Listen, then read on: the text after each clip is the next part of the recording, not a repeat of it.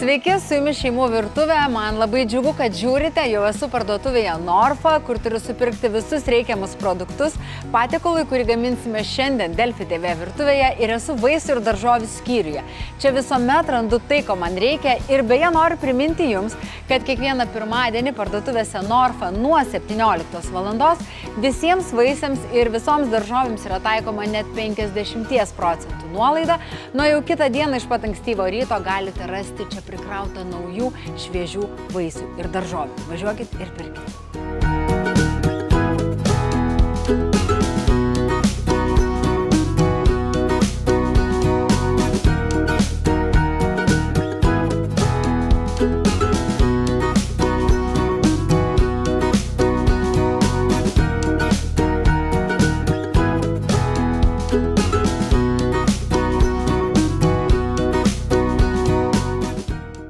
Niekas nesikeičia, iš parduotuvės Norfa važiuoju į Delfi TV virtuvę ir tikrai norisi labai pasidžiaugti, kad šiandien, nors jau yra ruduo, mūsų virtuvė atrodo tikrai labai vasariškai, labai spalvingai, yra pilna uogų ir man atrodo, kad mes čia tokie vasariški esame dėl to, kad šalia manęs yra nuostabioji Viktorija. Viktorija, kuri, aš taip, jeigu galėčiau nuo savęs asmeniškai pasakyti, man yra viena gražiausių Lietuvos moterų. Tai yra moteris, kuri tikrai gali pasirūpinti jumis, jeigu norite, pavyzdžiui, patirti, ką reiškia tikri pirties malonumai.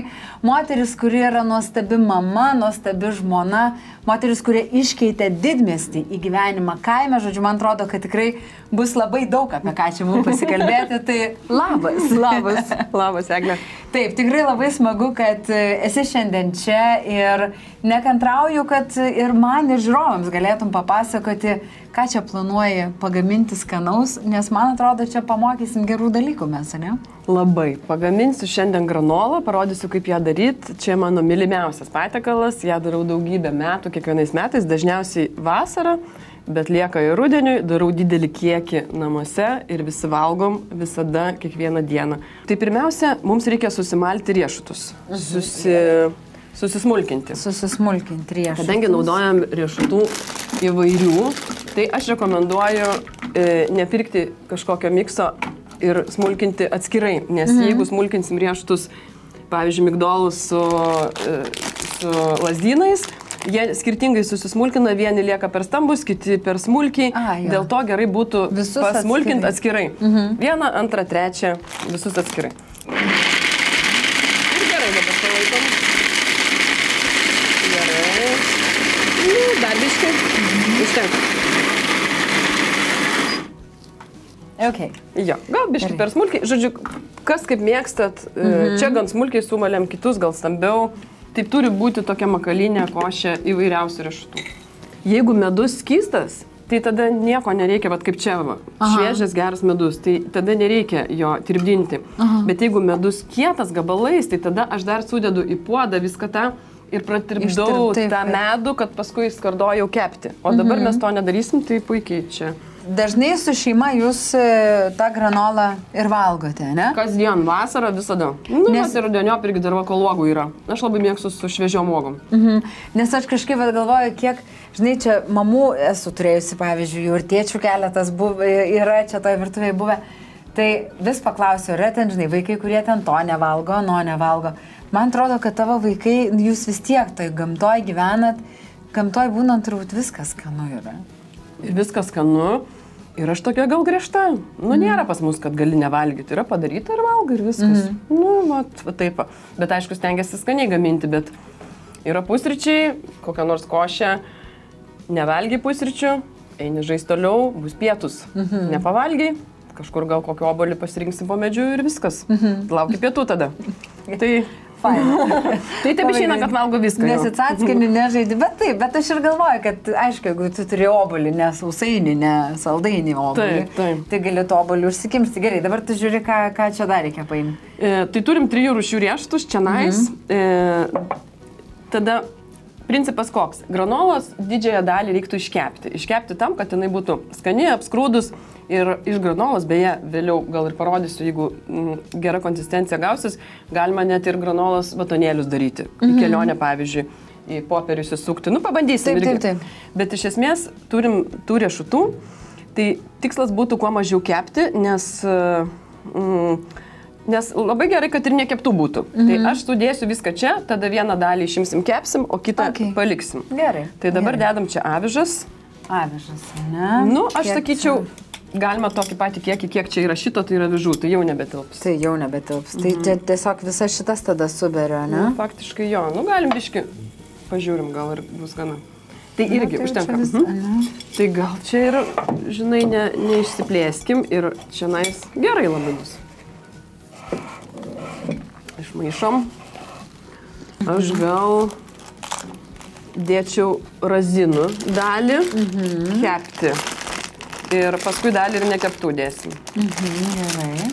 Nes skanukai jos biški irgi praskrus. Čia turime dar gojų uogų. Jo, tai jas gal įdėsim šviežias. Paskui jos. Nu, va toks. Sunkiai čia išsimaišo mums, bet mes dar skardoj pramaišysim. Tai tas tavo gyvenimas kaime, man tai iš tikrųjų yra labai žavus dalykas. Gal man dar kol kas atrodo, kad pasilgstu aš per dažnai to miesto, jeigu vat, taip nuo to miesto žinai atitrūkstu. Bet yra labai žavu, kaip vat, jūs atradote tą savo gyvenimą ir tokią ramybę tam kaime. Kiek laiko jūs dabar jau ten esate išsikėlę? Lygiai va bus 3 metai ir vat poryt, kaip atsikraustėm. Ir jau visas praktiškai gyvenimas ten 3 metus ir gyvenam, labai greitai metai prabėgo, net aš nespėju dar to kaimo irgi kažkaip susivokti, taip atrodo, kad čia 3 metai daug, o iš tikrųjų tai niekas, kaip viena diena, tiek darbų, tiek ūkio ir to džiaugsmo tiek, kad tai prabėgo. Ir mes išsikraustėm netoli nuo Vilniaus. Tai mūsų 38 kilometrai ir mes tokį taip ir ieškojame, kur gyventi, nes labai vis tik esam surišti su miestu ir dirbam. Čia studiją turim, kur meną darom ir oro uostą šalia, nes tenka pakeliauti. Tai mes visai išsikraustyti negalim už 200 kilometrų ir nenorim. Tai atvažiuojam į teatrą, į spektaklius, į parodas tikrai. Tai žodžiu... Mes tokie, nesam kaimiečiai, gyvenam gamtoj, bet nesam kaimiečiai. Nu, mes jokių veiklų ūkio ten neturime, pirtį va turim, bet aš sakyčiau, gal mes tokie miestiečiai, kurie gyvenam gamtoj. O kas buvo va tas, nes aš tikiu, kad vis tiek, žinai, palaipsniui kažkokie link sprendimų mes keliaujam ir kažkokia, žinai, viena dedamoji yra, kita dedamoji yra. Ir kas buvo tas paskutinis taškas, kuris vis tik lėmė jūsų sprendimą atsisakyti gyvenimo mieste? Aš visada labai norėjau, aš gal manyčiau, kad labai paakseleravo tą išsikraustymą vaikai.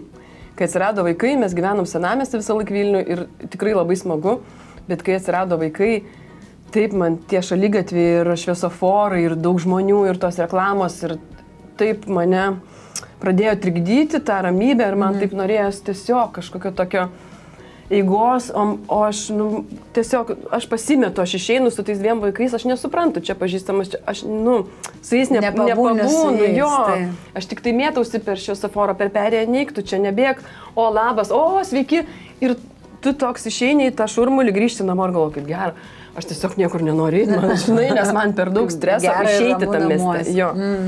Nu ir va, ir tikrai tada pradėjom labai ieškoti. Plius mes labai mylim gamtą. Ir mes kiekvieną savaitgalį gyvendami Vilniui išvažiuodavom bet kur.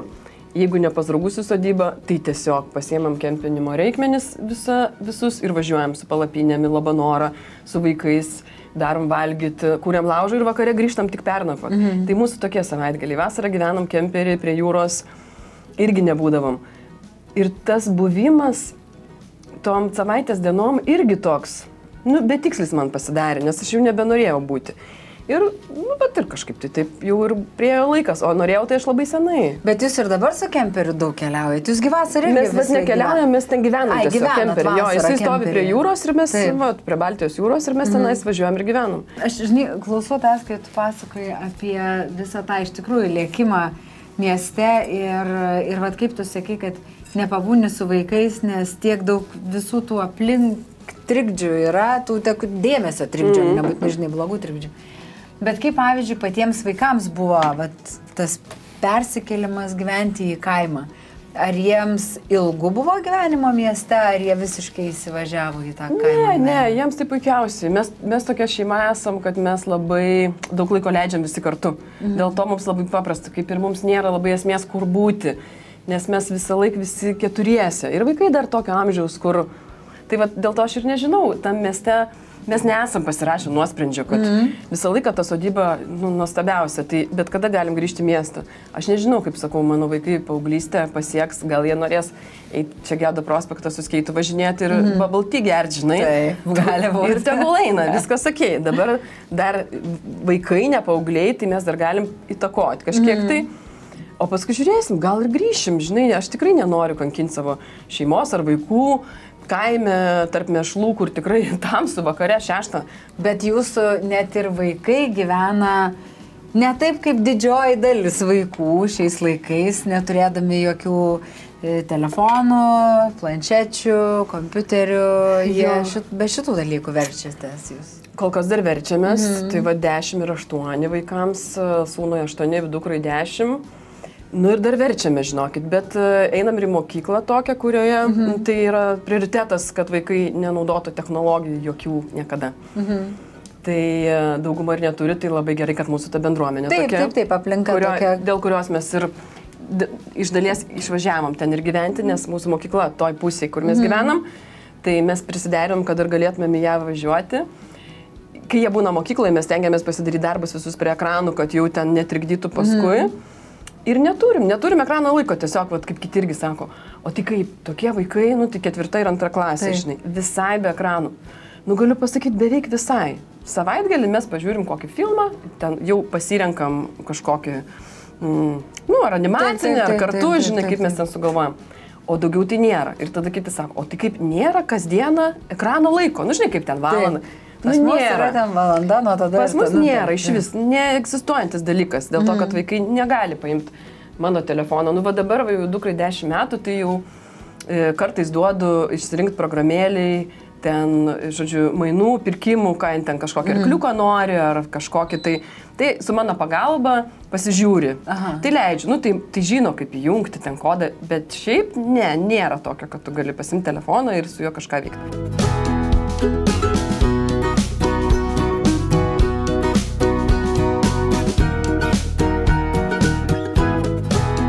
Jau į šilą mes galime dėti ir tada galim pakalbėti. Tai ką mes darom, žiūrėkit, mes tada pilam daug medaus čianais, netgi galim ir visą, ir, tai sudedam visą. Galim visą. Paskui šitą suskėsim su tuo ir paskui nebebus jo, čia tik daug neatrodys. Taip, dabar mes ką, viską šitą galim pamaišyti. Tu jau žiūrėk, kaip čia. Geriau. Galim pamaišyti, bet jisai pats pratirps dar labiau ir pamaišysim dar kol keps. Taip, tai šitą mes tada pašaunam ir kiek laiko kepi? Iš akies? Iš akies. Gerai. Gerai.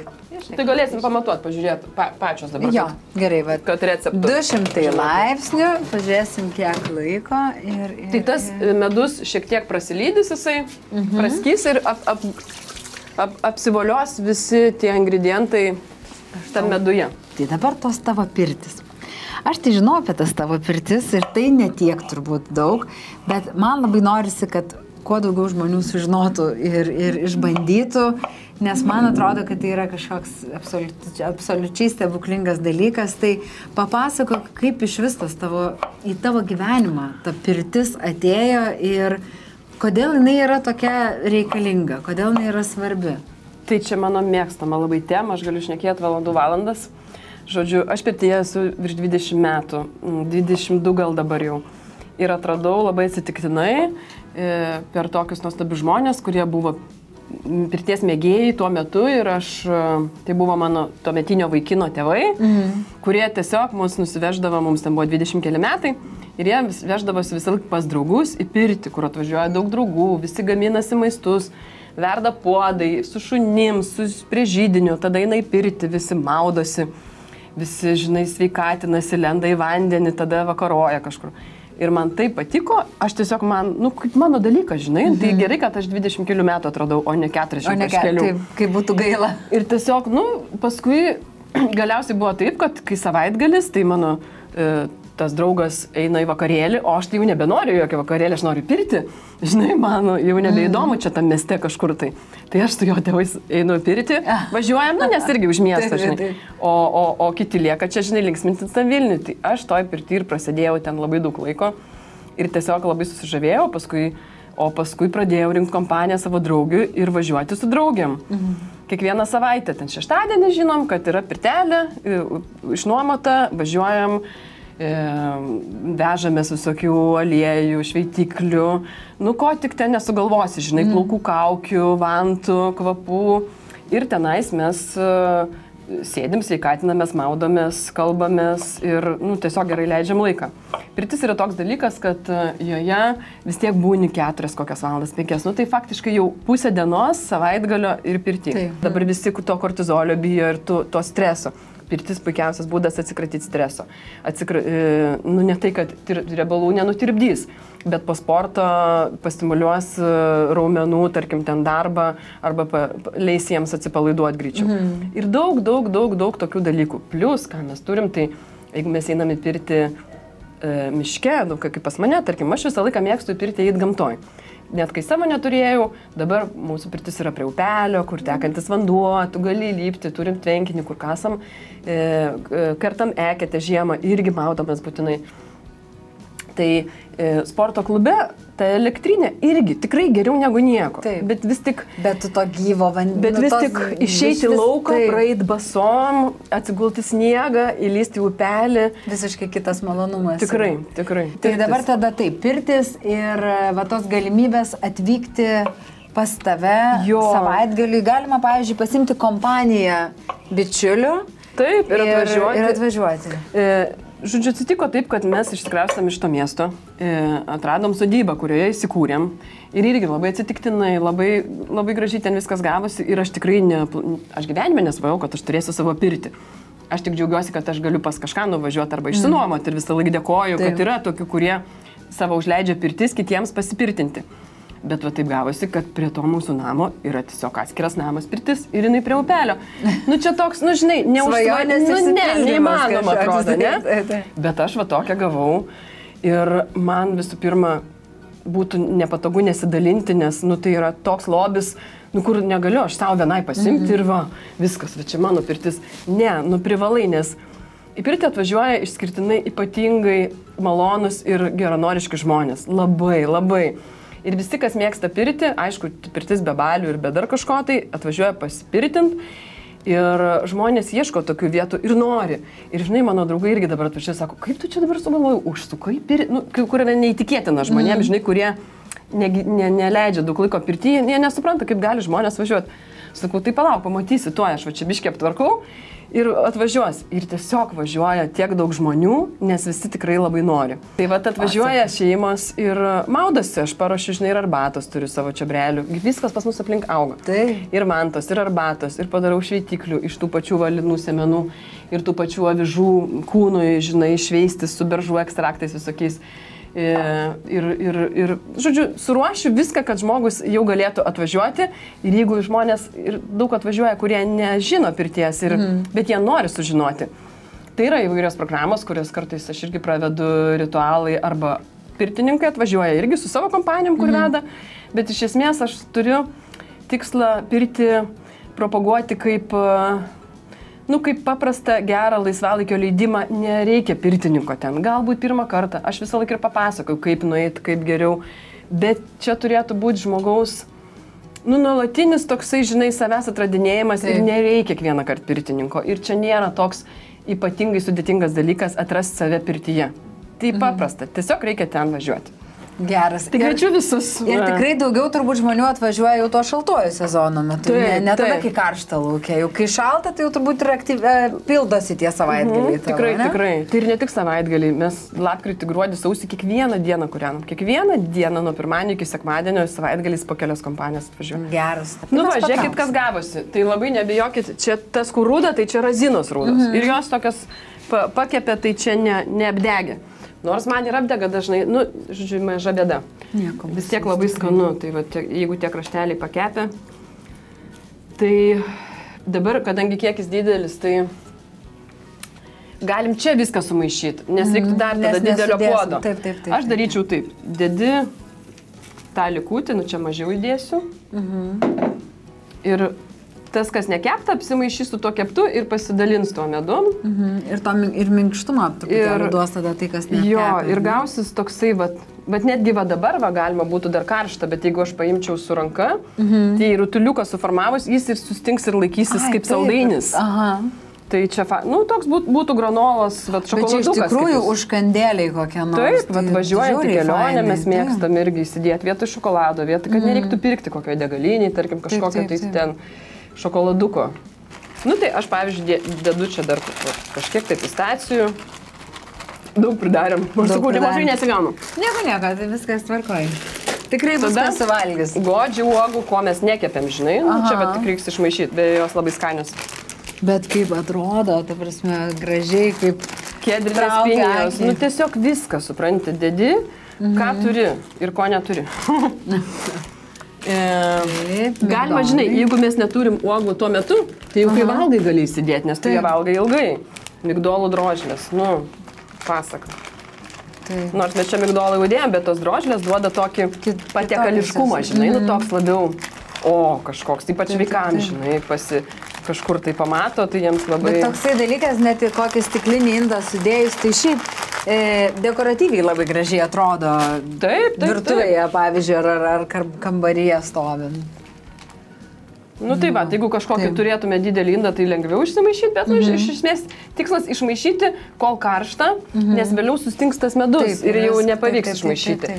Kol karšta ir kol dar tuo medum apliptų šiek tiek visos tos uogos ir visi kiti ingredientai, kurios... Šviežius, kurios sudėjai. Čija sėklų galime dėti. Taip. Jo, irgi labai skanu. Aš čia šalia dedu, ne? Jo, bet čia. Taip, ir tos puodus laižyti skardas, paskui įsimėgstam. Ką? Tai gerai, tai ragauju. Aš vis tiek noriu dar dabar taip čia paragauti. Nors aš jau nuo to šaukšto, kai tu pamaišiai, žinai, pagramdžiau vis. Su varške gali būti biški sausiau, žinai, bet tikrai uogos drėgnos. Bet jeigu ką, gali jogurtą užsipilti. Jo. Labai skanu. Tikrai, man net negaliu patikėti, kad dabar yra spalio mėnuo. Ir šviežios uogos, tikrai. Labai skanu, tai gerai, mes galėsime eiti pavalgyti ir ačiū tau, kad atvažiavai čia, kad pasidalinai visais tais tokiais, žinai, pliusais, gal netgi pagrioviai mitus to gyvenimo kaime. Kartais turbūt žmonėms atrodo, kad kai kiti išvažiuoja gyventi kaimą, tai atitrūksta nuo visos civilizacijos, nuo visko, yra viskas kitaip. Ir ačiū tau, kad pasidalinai tuo, kodėl mums visiems reikia vaikščioti pirtį. Ačiū Jums, kad pakvietėt, kviečiu gamintis granolą. Puikus patiekalas tikrai ir visiems, kas be gliuteno valgo, ir veganam. Tiesiog universalus. Tikrai labai skanus. Aš jau paragavau, tikrai labai skanus, aš pati rekomenduoju ir važiuokite pirti pas Viktoriją, gal netgi kad nors ir sustiksim tenais. Ir žinoma, nepamirškite kitą antradienį, 20 val. Žiūrėti Šeimų virtuvės, nes čia turėsime dar visokių įdomių svečių. Iki.